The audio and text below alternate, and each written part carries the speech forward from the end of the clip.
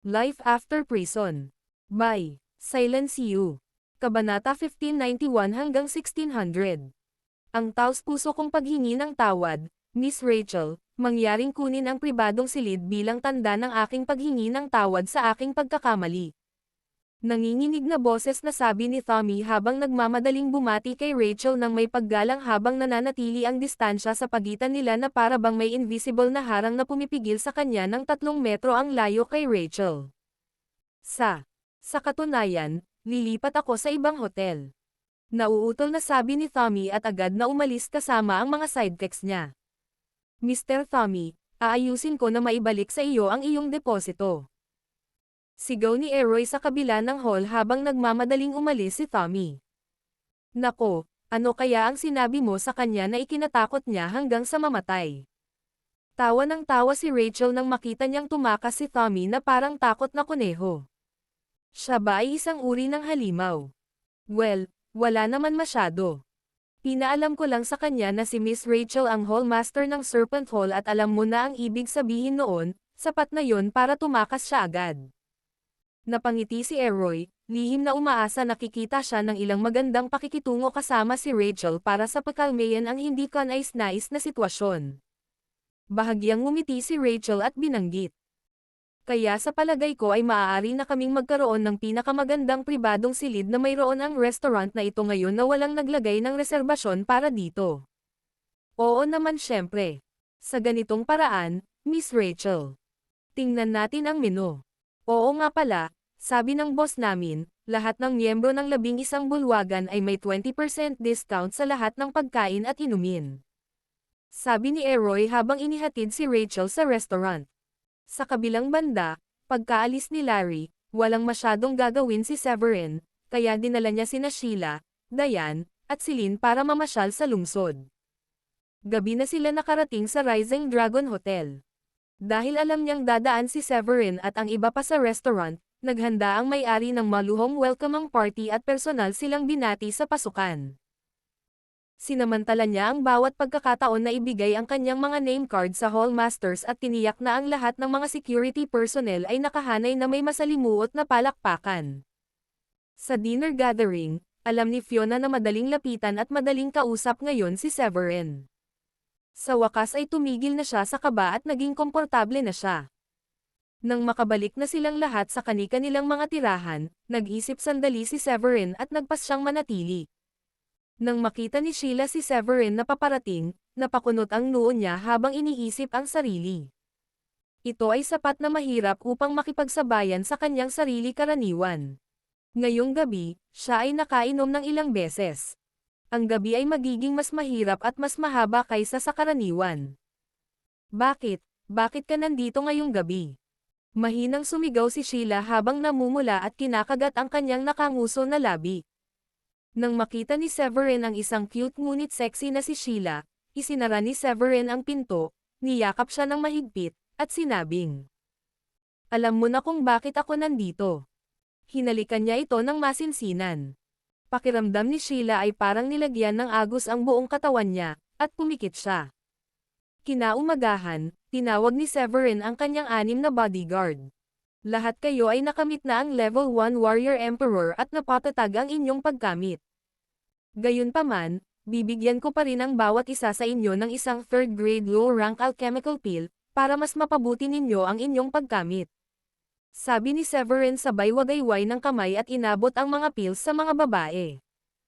Agad na napangiti si Lily sa tuwa at sinabing, "Salamat, alam ko na sa pagiging bodyguard mo, ginawa ko ang pinakamahusay na pagpipilian sa buhay." Sumunod naman si Wendy. "Hindi na ako makakasang-ayon pa. Kami na marahil ang pinakamaswerteng bodyguard sa buong mundo. Duda ako ng ibang mga bodyguard ay hindi man lang lumalapit sa pagtanggap ng paggamot na mayroon kami." Tinuloy ni Kira ang iba at sinabing, "Nagtataka ako sa aking sarili, kung anong klaseng tao kaya ang nangangailangan ni Mr. Horace, isang war god, na tiyakin ang mga bodyguard para sa kanyang sarili. Ngayon alam ko ng sigurado kung gaano katangi ang ating master. Hindi ba totoo iyon? Hindi ako nang ahas na mangarap na balang araw ay magiging warrior emperor ako." Dahil ako ay nagpapasalamat at nasisiyahan sa aking kasalukuyang natamo. Nakangiti si Abigail habang sinasabi ito. Tumingin si Severin sa kanila at mataimtim na sinabi. Kapag wala ako, mangyaring protektahan ang mga Shanahan. Siyempre, huwag mag-atubiling umuwi at bumisita kapag walang gaanong nangyayari dahil mataas na rin ang kakayahan ng iba pang mga bodyguard. At saka, tinutulungan natin ang mga kapatid mula sa Dracodeus Temple. Sigurado akong ligtas na ligtas ang mga Shanahan sa Dracodem. Master, bakit mo kami kinakausap sa ganoong paraan ngayon? Tanong ni Abigail habang nakaramdam siya ng matinding pag-aalala sa kanila. Sabi ni Severin. Unang-una dahil wala na sa panganib ang mga Shanahan ngayon, at lahat kayo ay bata pa. Hindi na kailangang manatili palagi sa mga Shanahan. Kung makakatagpo ka ng taong gusto mo, dapat kang magpakasal at magkaroon ng sarili mong pamilya. Tandaan lamang, kung ang mga Shanahan ay nangangailangan, bigyan mo sila ng iyong tulong. Agad namang ngumiti si Wendy at sinabing, Salamat, Master. Gayunpaman, talagang nagdududa ako na ang sino mang may anumang kahulugan ay darating na naghahanap ng gulo.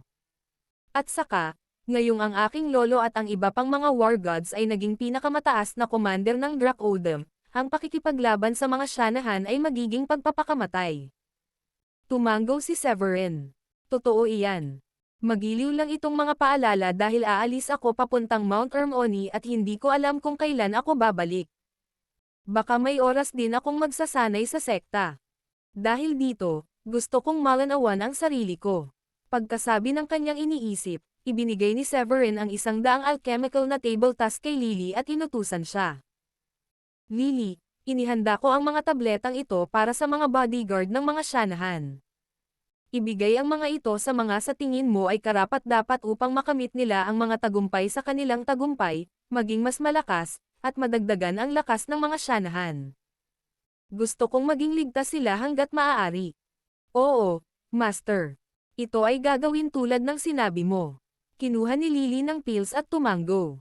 20 araw pa ang lumipas sa isang iglap. Malapit na ang deadline sa loob lamang ng mahigit 1 buwan. Nagsimulang makaramdam ng kaba si Severin dahil wala siyang ibang magawa kundi gumawa ng mga alchemical na table task at magpalipas ng oras kasama si Celine. Sa wakas, isang umaga, dumating si Gracie na may dalang magandang balita at sinabing, Supreme Leader, nahanap na namin ang Simi Hall. Sinong mag-aakalang nagtatago sila at nagsasanay sa isang kuweba? Kaunti lang ang bilang nila at bihira silang pumasok sa bayan. Hindi katakataka na napakahirap hanapin sila. Nang marinig iyon, tumaas ang diwa ni Severin at sinabing, Magandang balita iyan. Alam mo ba kung ano ang kanilang kasalukuyang tagumpay? Napangiti ng mapait si Gracie habang nagpatuloy. Hindi namin alam. Nahanap lang namin kung saan sila nagtatago. Nasaktan nila ang 2 magkaibang gang, kaya ingat na ingat sila at nag-aalala na baka linlanggan natin sila at maghayganti para saktan sila. Kaya naman, sabi nila maliban kung makita nila ang Dracodeus Ring, hindi sila maniniwala o susunod sa atin. Sabi ni Severin. Sa palagay ko, hindi maiiwasan na maging maingat kung mayroon kang mga kaaway. Mukhang hindi maiiwasan ang isang personal na paglalakbay. Tumanggo si Gracie. Mayroon akong mga tao na naghihintay kung nasaan sila. Sasamahan kita kapag napagpasyahan mo na kung kailan aalis. Napaisip si Severin at sinabing, mas mainam na umalis tayo sa lalong madaling panahon dahil hindi natin alam kung ano ang kanilang natamo. Umalis muna tayo sa umaga. Ipapaalam ko ito kay Sheila at sa iba pang team. Gaano sila kalayo sa atin? Hindi ito masyadong malayo. Kung maglalakbay ka gamit ang iyong lumilipad na espada, aabutin ng wala pang 2 araw para makarating doon. Mabuti, pumunta ka bukas ng umaga. Sabay tayong aalis. Sabi ni Severin sa wakas. Naiintindihan ko, aalis ako ngayon. Tumanggo si Gracie at umalis na. Kinagabihan, sinabi ni Severin kina Sheila at Diane ang tungkol sa kanyang plano at sinabi sa kanila na ipagpatuloy ang kanilang pagsasanay habang wala siya upang hanapin ang Simi Hall kasama si Gracie. Ginamit ni Sheila at Diane ang kanilang oras noong nakaraang 20 kakaibang araw. Parehong nakagawa ng malalaking tagumpay, na si Sheila ay umabot sa level 1 Warrior Emperor at si Diane ay naging level 2 Warrior Emperor. Siyempre, umunlad din ang iba, kasama na si Gracie, pagkatapos na inumin ang mga alchemical na table task na ibinigay ni Severin, habang naghihintay ng balita tungkol sa Simio Hall, walang oras si Severin sa paggamit ng 4th grade low rank pill para sa kanyang pagsasanay. Kahit na ang epekto ay hindi sa kanyang kasiyahan, ito ay mas mahusay kaysa sa paggamit ng ikatlong grade alchemical pills. Pagkatapos gumamit ng 2 table task, gumawa din siya ng isang pambihirang tagumpay sa kanyang natamo, at siya ay naging isang level 4 saint, habang dati ay siya ay isang antas ng 3 santo lamang. Ang pambihirang tagumpay na ito ay nangangahulugan na ang kanyang lakas at kapangyarihan ay nadouble man lang. Pagdating ng umaga, hinihintay ni Gracie si Severin sa pintuan. Tumanggo ang dalawa sa isa't isa at lumipad sa langit. Inilabas ni Severin ang kanyang lumilipad na espada, pinalaki ito, at parehong sumakay dito, lumipad patungo sa kung saan itinuturo ni Gracie. Pumunta ka dito, patungo sa Kun Mountains. Doon nagtatago ang Simio Hall. Matatagpuan ang mga ito sa pagitan ng 2 bundok sa harap ng mga bundok ng Kun. Kaunti lang ang maliliit na pamayanan sa lugar na iyon, kaya naman matagal kaming nakahanap ng anumang balita tungkol sa kanila. Paliwanag ni Gracie habang nakatayo sa harap ni Severin sa lumilipad na espada. Tumanggaw si Severin at hindi na nagsalita pa. Si Gracie ay isang bihirang kagandahan.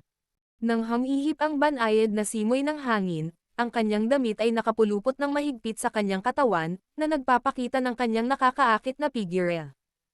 Hindi napigilan ni Severin ang magandang pakiramdam nang maalala niya kung paano gumawa ng banayad na mga galaw si Gracie sa kanya noong una silang magkita. Nako, kailangan niyang kontrolin ang kanyang pagpupumilit na huwag gawing komplikado ang kanilang relasyon habang ipinaalala niya sa kanyang sarili na si Gracie ay kanyang nasasakupan. Kung hindi, maaaring kunin ni na Rachel at Nancy si Gracie bilang isang president at gawin din ang kanilang mga galaw sa kanya, kung si Gracie ang sumama sa kanya.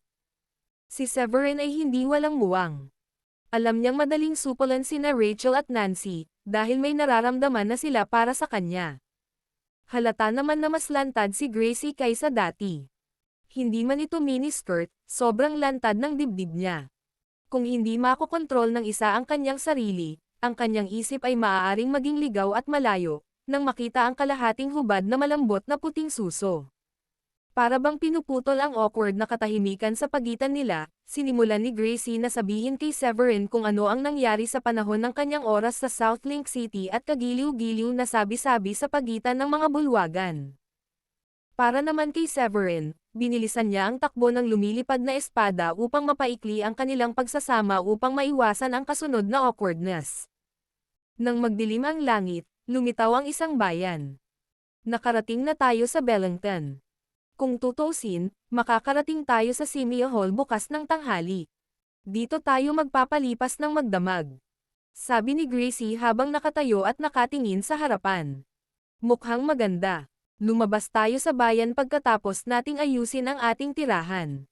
Oras na para kumain ng masarap.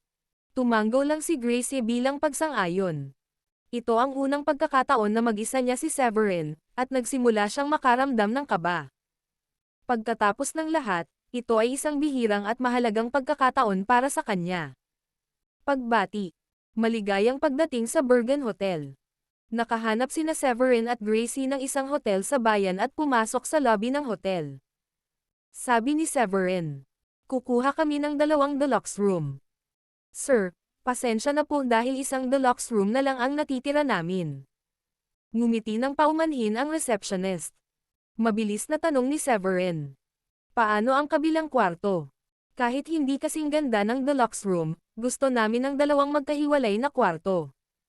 "Naiintindihan ko, aayusin ko iyon kaagad." Nakangiting sabi ng babaeng receptionist. Hindi napigilan ni Gracie ang pagkadismaya habang nakatayo sa likuran ni Severin.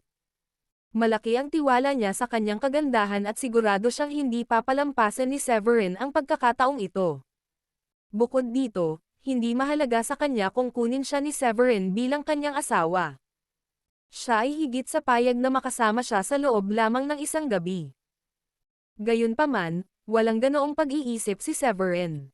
Narito ang iyong keycard. Tara at kumain muna tayo. Sabi ni Severin sabay abot kay Gracie. Tumanggaw si Gracie habang tinatanggap ang keycard, at sabay silang lumabas ng hotel. Hindi nagtagal bago sila natagpuan ang kanilang mga sarili sa isang maluhong lugar. Tayong dalawa lang, hindi na kailangang pumunta sa magarbong restaurant. Ayos lang basta makakain tayo sa isang kainan. Sabi ni Gracie. Tumanggaw si Severin bilang pagsang-ayon. Okay lang ako dyan. Pumili ka ng pwesto at ako na ang bahala sa bayarin. Mahalaga ba kung ikaw o ako ang magbabayad ng pagkain? Natigilan si Gracie sa sinabi niya. Hindi pa nila napagpasyahan kung saan kakain, ngunit narito siya, sinasabing siya ang mangungulit para sa bayarin. Sabi ni Severin sa seryosong tono. Hindi mangyayari iyon. Kung isang grupo natin iyon, hindi iyon isyo. Gayunpaman, dahil tayong dalawa lang, kung alam ito ng mga tao, baka mapagkamalan nilang ako ang iyong pinananatiling lalaki. Pagkasabi nito ay hindi na napigilan ni Severin ang sarili at natawa sa katawa-tawa at nakakatawa nitong pahayag. Ang hindi niya inaasahan ay sumunod si Gracie sa kanyang takong at sinabing. Talaga. Kung maaari kong maging isang pinananatiling lalaki, mas matutuwa ako dahil nangangahulugan iyon na mas magaling ako kaysa sa iyo. Hahaha. Namula si Gracie pagkasabi nito at nagmamadaling pumasok sa isang restaurant. Sandaling natigilan si Severin bago ito mabilis na sumunod sa likod niya. Pagbati, mangyaring pumunta sa ganitong paraan. Isang magandang waitress ang sumalubong sa kanila pagkapasok nila. Pwede ba nating gamitin ang mesa na ito? Nasa tabi ng bintana at ito ay isang tahimik na sulok. Lumingalinga si Gracie sa paligid at pumili ng upuan niya. Hindi nagtagal, dinala sila ng isang waiter ng menu para tingnan. Nabigla si Severin sa handog nitong restaurant. Kung tutusin sa loob ng lugar na ito, alam niyang hindi basta-bastang kainan ang lugar na ito. Gayunpaman, ang hindi niya inaasahan ay maaari siyang magkaroon ng mga pagkaing spirit beast sa isang bayan ng ganitong sukat. Ay, wow, hindi ko alam na may spirit beasts dishes pala itong restaurant na ito. Parang ang daming may pagkamit dito. Look, kailangan mo ring magbayad ng spiritual stones. Sabi ni Severin habang nakatingin sa menu. Bahagyang ngumiti ang waitress at proud na sabi. Sir, mukhang hindi ka taga rito. Bagamat malayo ang lugar na ito, mayroong isang kagubatan na may maraming mga espiritual na damo at mga espiritong hayop. Sa tingin ko ang ilan sa mga espiritong hayop ay katumbas ng isang haring mandirigma, kaya maraming tao ang nakakamit. Marami sa atin ang mga mandirigma, at walang gaanong normal na tao. Tumanggaw si Severin. Hindi nakapagtataka. Kung gayon, gusto kong umorder ng mga pagkaing ito na mas mahal at 2 bote ng premium na red wine. Iginala ni Gracie ang kanyang mga mata kay Severin at binigyan siya ng nakakaakit na tingin. 2 bote lang. Dapat mag-order tayo ng 4 na bote. Ngayon ay isang masayang araw, at talagang gusto kong mag-enjoy ngayong gabi. 4 na bote, ito ay. Umubo ng nakakahiya si Severin at sinabi sa waitress. Nako, gusto ko rin mag-order ng lobster na ito. Ito ang paborito kong pagkain. Sabi ni Gracie sabay turo sa isang lobster dish. Oo naman. Nagulat ang waiter. Noong una, akala niya ay hindi sila mag-order ng marami, at nangangahulugan iyon na hindi siya kikita ng malaking komisyon mula sa talahanayang ito. Gayunpaman, mali ang iniisip niya. Mahal lahat ng mga ulam at red wine na in-order nila, lalo na iyong 4 na bote ng red wine. Maya-maya pa ay umalis na ang waiter. Ilang sandali pa ay nakahain na sa mesa ang in-order nilang pagkain. Cheers! Mapalad ako na ikaw ang aking supreme leader. Kung wala ka, hindi ako uunlad ng ganito kabiles, at maging ang mga miyembro ng aking bulwagan. Ano man ang lahat, utang na loob ko sa iyo ang malaking pasasalamat. Itinaas ni Gracie ang kanyang baso matapos ibuhos ang kanyang basong puno ng red wine. Itinaas din ni Severin ang baso niya at kinatok ito ng baso ni Gracie. Nasa iisang team tayo. At saka, Kailangan nating maging matatag ang Dracodeus Temple para magkaroon ito ng kakayahang protektahan ang pamilya ko kapag hindi na tayo nanatili sa mundong ito, hindi ba? Inubos ni Gracie ang kanyang baso ng red wine ng sabay-sabay at nagpatuloy sa pagbuhos ng isa pang buong baso. Sa kabila nito, kailangan ko pa ring ipahayag kung gaano ako nagpapasalamat sa iyo. Kung kailangan mo ng tulong, gagawin ko ang lahat para matulungan ka. Nasa iyo ang aking mga salita dahil isinuko ko ang aking buhay sa iyo. May halong ekspresyon si Severin nang marinig niya ang sinabi ni Gracie. May ipinahihiwatig ba siya sa kanya, o masyado lang siyang nagbabasa? Makatiyak ka, kung kailangan ko ng tulong, talagang hihilingin ko ang iyong tulong. Mahinang sabi ni Severin at sinimulang inumin ang kanyang alak. Hindi masama. Napakasarap nito. Dapat kumain ka pa nito ng marami. Sinabi ni Severin kay Gracie pagkatapos ng ilang kagat. Huwag mag-alala, siguradong mabubusog ako. Pero seryoso, sa dami ng pagkain, hindi ko akalain na matatapos natin silang lahat. Ngumisi si Gracie. Isa na siyang kagandahang pagmasdan. Dahil sa nakangiting ekspresyon na iyon, mas lalo siyang nagmukhang kaakit-akit. May ilan pang bisita ang pumasok sa restaurant, at nakuha ni Gracie ang atensyon ng matangkad na lalaki. Kinailangan niyang lumunok ng husto para manatili ang sarili. Tingnan mo siya, napaka-fair at napaka-sexy. Mahinang bulalas ng isang kalbong lalaki habang nakatayo sa likod ng nangungunang lalaki, na palunok din. Hindi napigilan ng matangkad na lalaki sa harap ni Gracie na lumapit sa kanya matapos marinig ang kanyang mga sinabi. Nakangiting sabi niya. Maaari ka mang magbahigi ng mesa sakin kung hindi mo maubos lahat ng pagkain, cutie. Mag-o-order din ako ng pagkain. Masarap para sa atin na uminom at mag-chat ng magkasama. Tumigil siya sandali at nagpatuloy. Huwag kang mag-alala tungkol sa bayarin. Babayaran ko ang lahat basta makibahagi ka sa mesa mo. Saglit na natahimik si Gracie. Bihira lang na magkaroon siya ng pagkakataong mapag-isa si Severin, lalo na sa isang venue na may romantikong ambience at nakakatuwang musika. Hindi niya inaasahan na may isang random na individual ang sisire sa isang kaaya-ayang kapaligiran. Walang pakialam siyang tumingin sa lalaki at tumugon. Paumanhin, sir, ngunit hindi ako mahilig makibahagi sa mesa sa ibang tao, lalo na sa mga estranghero na tulad mo. Isang kalbong lalaki ang humakbang pasulong at sinabing, "Gagong babae." Ang lalaking ito rito ay si Mr. Doug Rogar, ang anak ng mga Rogar. Dapat kang makaramdam ng karangalan na handa siyang makibahagi sa isang mesa sa iyo. Huwag kang masyadong walang utang na loob. Sinusubukan ng kabilang panig na igiit ang kanilang katayuan at takutin si Gracie na sumunod. Ang pagbabante sa kanya ay tila ang kanilang unang instinct nang makita nila ang kanyang pagtanggi. Isang malamig na ngiti ang isinagot ni Gracie, sinabi. Umalis ka na ngayon kung alam mo kung ano ang makakabuti para sa iyo. Huwag mong sirain ang gabi ko. Hindi lang ako basta-bastang babae na pwede mong asarin. Hindi ko alam kung sino ang dogo na ito. Hindi ko akalain na magkakaroon ka ng ganoong init ng ulo. Sabi ni Doug na hindi nabigla. Tapos ngumiti siya ng malamig at sinabi. Ngunit mayroon akong isang bagay para sa maapoy na kababaihan tulad mo. Tumango ang kalbong lalaki. Narinig mo ba iyon? Lumabas ka at harapin si Mr. Doug kung nakuha mo na ang kailangan mo. O baka mas gusto mo kung itali ka namin. Kalmadong nakaupo si Severin na parang walang narinig na salita. Para sa kanya, ang mga lalaking iyon ay malamang na mga masasamang clown na gustong gumawa ng tanga. Sa anumang kaso, magkakaroon sila ng ilang problema kung patuloy nilang hindi iginagalang si Gracie ng ganoon. Lalabas ako saglit. Babalik ako kaagad. Sabi ni Gracie kay Severin bago tumayo. Ngumiti si Severin at sumagot. Hihintayin kita dito. Pagkatapos ay dinuro ni siya Doug. Tingnan mo kung gaano kalaki ang duwag ng lalaking ito. Ni hindi man lang siya nangangahas na tumayo para sa iyo kapag hinaharas ka. Mas mabuti pang itapon mo siya para sa akin. Ipinapangako ko na magkakaroon ka ng magagandang araw sa hinaharap kung sasama ka sa akin. Hindi pinansin ni Gracie si Doug at ngumiti. Magkwentuhan tayo sa labas, Mr. Doug.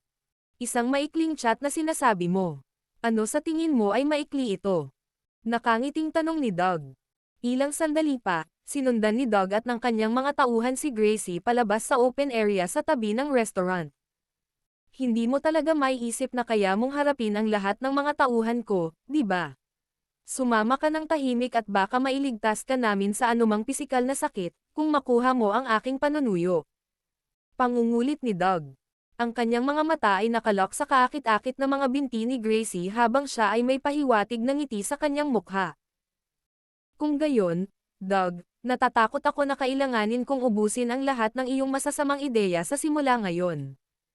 Isang malamig na ngiti ang tugon ni Gracie. Nang walang pag-aaksaya ng segundo, mabilis siyang naghatid ng isang maayos na sipa sa bayag ni Doug bago siya makapag-react. Ah, ikaw. Ang lakas ng loob mo.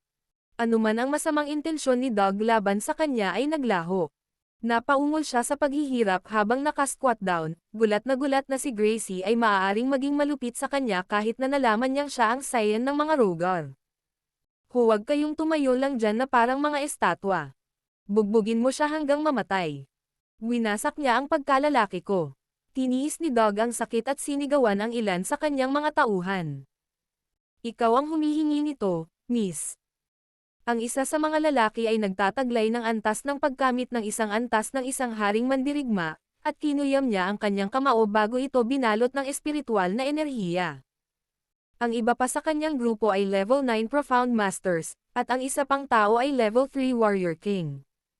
Ang lakas na naiposisyon nila bilang malalakas na mandirigma sa kanilang lungsod. Kayong lahat ay isang bungkus ng basura. Napangisi si Gracie nang matukoy niya ang antas ng pagkamit ng mga taong iyon. Lahat sila ay parang isang grupo ng mga clown sa kanya. Nang matapos siyang magsalita, gumanti siya kaagad at pinatay silang lahat sa loob ng wala pang isang minuto. Hindi pwede ito. Gulat na tinitigan ni Doug ang walang buhay na katawan ng kanyang mga lalaki. Napakalakas ng kalaban na pinukaw niya kaya kahit isang level 3 Warrior King ay madaling mapatay. Hindi mapakali si Gracie na sumagot kay Doug. Ang kanyang pagkalalaki ay nawasak, at ang kanyang buhay ay mapupuno lamang ng paghihirap mula noon. Nagmamadali siyang bumalik sa mesa at humingi ng tawad kay Severin. Pasensya na kung pinaghintay kita. Ngumiti ng malumanay si Severin. Huwag kang mag-alala, wala ka lang isang minuto o dalawa. Itinuring ko ang iyong pagliban na parang nagpahinga ka sandali sa banyo. Naaliw si Gracie sa sense of humor niya. Magpatuloy tayo sa kung saan tayo tumigil noon. Ngumiti siya at ibinuhos ng bahagya ang sarili sa kalahating baso ng red wine. Pagkatapos makipag-clink ng baso kay Severin, sabay-sabay niyang ibinaba ang alak. Natigilan si Severin. Hindi niya akalain na ganoon karami ang iinom ni Gracie, at halos kasing bilis niyang naubos ang mga baso ng alak niya. Bahagyang namula ang mukha ni Gracie habang sumenyas sa naghihintay na staff sa malapit. Nakangiting lumapit ang waitstaff, at nag-request si Gracie. Dalhan mo ako ng 4 pang bote ng red wine, pakiusap. Tumango ang naghihintay na staff at agad na umalis. Nasaksihan ng mga parokyano ng restaurant ang nangyari kanina at gulat na gulat pa rin sila. Hindi nila maisip kung paanong kahit ang pinakakakilakilabot na mga lalaki ng mga Rogar ay natalo ng ganoon kabilas na kaakit-akit na babae. Halos hindi sumagi sa isip ng sino man na ang mapang-akit na dalaga ay mas katulad ng isang matinik na rosas kaysa sa isang pinong maliit na daisy. Pinigilan ni Severin na magbigay ng anumang komento. Nakabahagi na siya ng mga inumin sa lahat noon, ngunit hindi gaanong umiinom si Gracie sa bawat oras at hindi nalalasing. Dahil dito, hindi niya alam ang alcohol tolerance ni Gracie. Pakiramdam niya ay magiging bastos na pigilan siya sa pag-inom kapag kusang loob niyang nagbubuhos ng alak para sa kanyang sarili, kaya nagpa siya siyang makipagsabayan. Ang pagbabahagi ng ilang mga inumin sa isang magandang babae sa isang romantikong restaurant ay walang kulang sa kasiya siya. Masaya silang nagkukwentuhan habang kumakain, at nagawa nilang magpakintab ng ilang bote ng alak nang hindi man lang namamalayan. Halata namang namula ang kutis ni Gracie sa puntong iyon. Tinitigan niya si Severin na may atraksyon at paghanga. Nasiyahan ako ng husto sa hapunan. Uuwi na ba tayo kaagad? Gabi na. Ngumiti si Severin at nagmungkahi. Mapaglarong sumimangot si Gracie at sinabi sa mapang-akit na tono. Pero gusto ko pa ng alak. Pwede mo ba akong bigyan ng kaunti, pakiusap? Si Severin, na medyo hindi sigurado sa isasagot, ay sinenyasan ang naghihintay na staff na magdala pa ng 2 bote ng red wine. Hindi maiwasang mainggit sa kanya ang mga lalaki sa katabing mesa. Kunin mo ang swerte ng lalaking iyon. Magiging masaya tayo sa natitirang bahagi ng ating buhay kung makakapag-inuman tayo ng isang magandang babae na tulad niya. Hihihi. Hindi lang basta-basta inumin yan, alam mo. Hindi mo ba nakikita kung gaano siya kalasing? Sigurado akong gagamitin niya ang pagkakataong ito para dalhin siya sa hotel at magsaya pa. Mukhang nasa napakagandang pakiramdam sila sa isa't isa, kaya malamang na hindi na siya tatutol kung malalaman niya sa umaga na may nangyaring sexy time. Sa tingin mo ba, napakatibay niya talaga? Siya lang mag-isa ang tumalo sa malalakas na lalaki mula sa Rogers kanina. Kahit si Mr. Dog ay kinailangang humingi ng suporta, at walang sino man sa mga lalaking sunduin siya ang sapat na matapang para ipaghiganti siya. Kung magising siya at magdesisyong alamin ang tunay na nangyari kagabi, baka mamatay na lang ang lalaking yun. Isusugal mo ba ang buhay mo para lang makasama ang isang babaeng tulad niya? Kahit na ang mga lalaki ay nag-uusap sa isa't isa sa mababang boses, narinig sila ni Severin ng malinaw sa kanyang mataas na antas ng pagkamit. Saglit siyang naiwan na walang imak, nagtataka kung bakit sila magkakaroon ng ganoong pag-iisip sa unang lugar. Nang matapos ang 2 huling bote, sinabi ni Severin kay Gracie. Sa tingin ko ay sapat na iyon para sa araw na ito. Ano pa at malalasing ka? Tumayo si Gracie at umiling-iling na parang bata bago sinabi. Maganda ang mood ko ngayon, at gusto kong ipagpatuloy ang pag-inom. Hindi pa laging nagkakaroon ako ng pagkakataong uminom kasama ka, at ako. Gusto ko pa. Inalalayan siya ni Severin at naglagay ng 10 mataas na kalidad na espiritual na mga bato sa mesa. Sabi niya sa waiting staff. Naniniwala ako na dapat itong saklawin. So, sobra ang bayad mo. Sagot niya. Iyon ay mga mataas na uri ng espiritual na mga bato, pagkatapos ng lahat. Gayunpaman, hindi tumugon si Severin at pinatayo si Gracie bago siya pinalabas ng restaurant. Medyo nahihilo si Gracie dahil nasa impluwensya ng alak. Bahagya siyang natigilan habang naglalakad sila at sinabing, gusto ko pa ng alak. Gusto kita, Supreme Leader. Gusto kong maging iyo. Bumilis ang tibok ng puso ni Severin, dahil hindi niya inasahan na ganoon na lamang kahayagang ipahayag ni Gracie ang kanyang nararamdaman pagkatapos maglasing. Lasing ka na, Gracie. Huwag kang magdaldal ng ganyan. Gracie, sa kanyang malabo, tumugon. Hindi ako lasing. Gusto kita. Ikaw lang ang lalaking nagpapatibok ng puso ko. Pinili ni Severin na huwag nang isali pa ang usapan at binuhat si Gracie sa kanyang likuran habang tinatahak nila ang daan patungo sa hotel. Kinaumagahan, mahinang nagising si Gracie.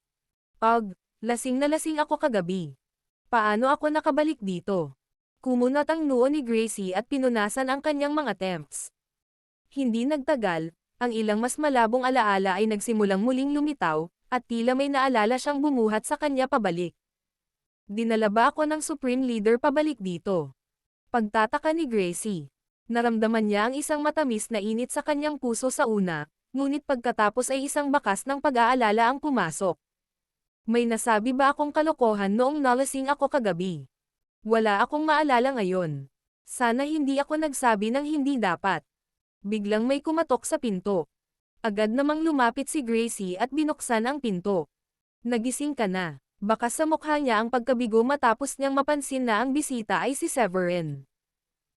Kailanman ang maginoon na siya ay escort kanyang pabalik sa kanyang kwarto nang hindi gumagawa ng karagdagang advances, kahit na siya ay nakasuot ng ilang kaakit-akit na damit at lasing. Oo, hihintayin kita sa ibaba. Malapit na tayong umalis. Isang matamis na ngiti ang ibinigay ni Severin habang nakatingin kay Gracie na medyo gulo-gulo pa ang buhok.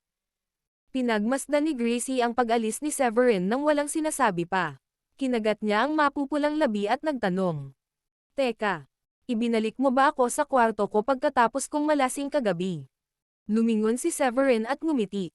Oo, Hindi ito maaaring iba. Nahihiyang tanong ni Gracie kay Severin.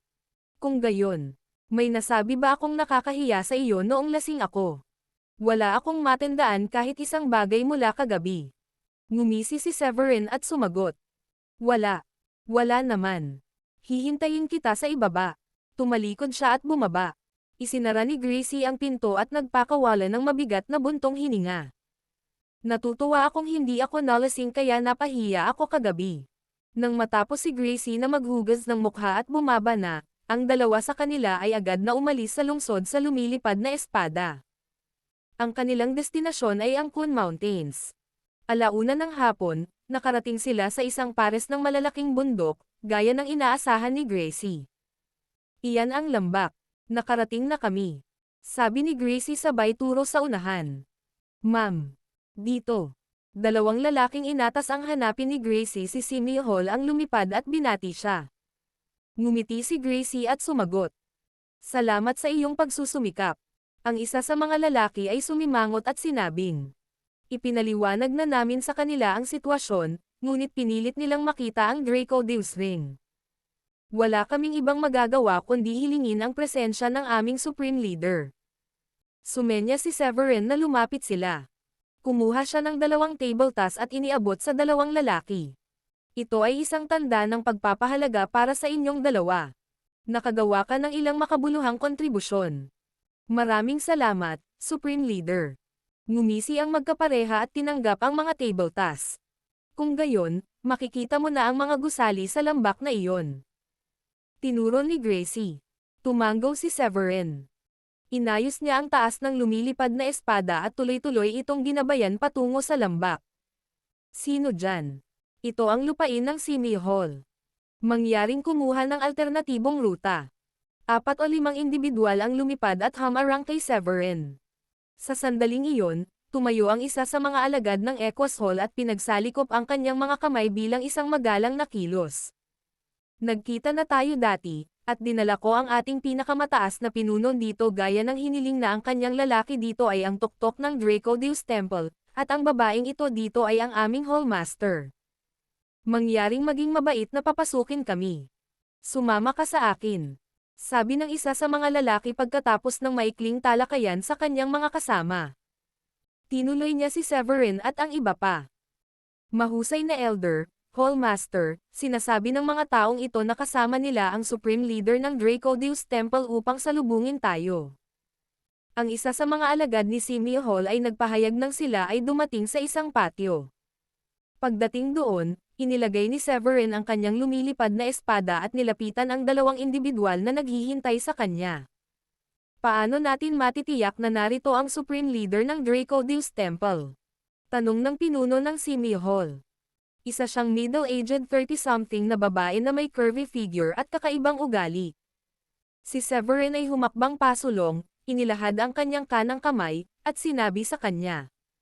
Gusto mong makita ang Draco Deus Ring? Oo. Well, eto na. Pinagmasdan ito ng maigi ng babae, at mas lalo pang kitang-kita ang kanyang pananabik. Ito talaga ang Draco Deus Ring. Ikaw nga. Ikaw ang aming Supreme Leader. Sinenyasan niya ang kanyang mga tao na lumuhad at sumigaw. Pagbati, Supreme Leader. Hihihi. Hindi na kailangan ng mga ganyang formalidad. Isa ka sa amin. Napangiti si Severin. Sinulyapan niya ang nakuha ng babae at kumunat ang noo. Maaaring mas mababa ng kaunti ang iyong natamo kaysa sa inaasahan ko, ngunit hindi bababa sa ikaw ay isang level 3 Warrior King. Hindi magiging perpekto kung ikaw ay isang malalim na master, ano naman kung gaano tayo kahirap sa panahon ngayon. Supreme Leader, Sir, ang pangalan ko ay Sherlyn, at ito ang aming dakilang elder, si Cyril. Sa tingin mo ba hindi ako sapat, Ginoo?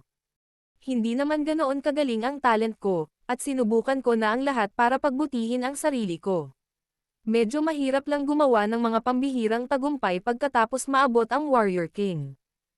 Besides, kulang kami sa lakas at bilang, kaya mahirap para sa atin na makakuha ng mataas na antas ng espiritual na mga halamang gamot. Dahil dito, nagiging mahirap para sa atin na umunlad. Tanong ni Sherlyn na medyo nahihiya. Nakangiting sabi ni Severin. Isa ka na ngayong level 3 Warrior King, kaya sigurado akong maaabot natin ang target sa isa pang buwan na natitira. Mabibigyan kita ng tableta para mapabilis ang iyong tagumpay sa level 5 Warrior King. Aalis na tayo kapag naabot mo na ang level na iyon. Sandali lang. Bibigyan mo ako ng pill na makakatulong sa akin na direktang gumawa ng pambihirang tagumpay sa level 5 Warrior King. Natigilan si Sherlyn sa narinig. Matapos mag-isip ng ilang sandali, tumugon siya ng may pagtataka. Hindi ba kailangan mo ng kahit isang second grade na medium rank na tableta? Napakahalaga ng mga ganoong tableta na halos hindi na naririnig. Napahagalpak ng tawa si Gracie nang marinig ang pag-aalala ni Sherlyn. Hindi mo kailangang mag-alala tungkol dyan. Ang ating Supreme Leader ay isang third-grade medium-rank alchemist, kung tutuusin. Tumikim si Severin at itinama si Gracie. Isa na akong fourth-grade alchemist. Fourth grade. Kailan nangyari iyon? Hindi mo nabanggit sa akin iyon dati. Gulat na reaksyon ni Gracie. Hindi niya inaasahan na gagawa ng panibagong tagumpay si Severin. Ang mga 4th grade pill ay sapat na makapangyarihan upang magkaroon ng kapansin-pansing epekto kahit sa mga practitioner na may mataas na ranggo. Nakangiting tugon ni Severin. Gumawa ako ng tagumpay ilang araw bago umalis patungo sa Stormy Moonsec. Hindi magtatagal bago ako maging isang 4th grade medium rank alchemist. Namangha si Gracie na si Severin ay naging isang ika-4 na baitang alchemist noong isang buwan. Dahil alam niya ang kanyang talento, usad siya sa ika-4 na baitang medium-rank alchemist sa lalong madaling panahon. Ikaw ay isang kakaiba sa kalikasan, alam mo iyon. Gulat na bulalas ni Gracie bago inilibot ang paningin sa kanya. Parehong namangha sina Sherlyn at Cyril, una sa mga kahangahangang kakayahan ni Severin sa alchemical at pangalawa sa kung paano siya basta-basta tinawag ni Gracie na isang kakaiba sa kalikasan kahit na siya ay kanyang subordinate. Ang maikling palitan na iyon ay nagpakita na si Severin, na kasing kapangyarihan niya, ay napaka-down to earth at may mahusay na pakikipagkaibigan sa kanyang mga nasasakupan. Kahanga-hanga ka, Supreme Leader. Naiintindihan ko na ngayon kung bakit ipinagkatiwala sa iyo ng dating Supreme Leader ang Dracodeus Temple. Mayroon kang lubos na paggalang, sir. Napalunok at napabulala si Sherlyn matapos madaig ang kanyang pagkabigla.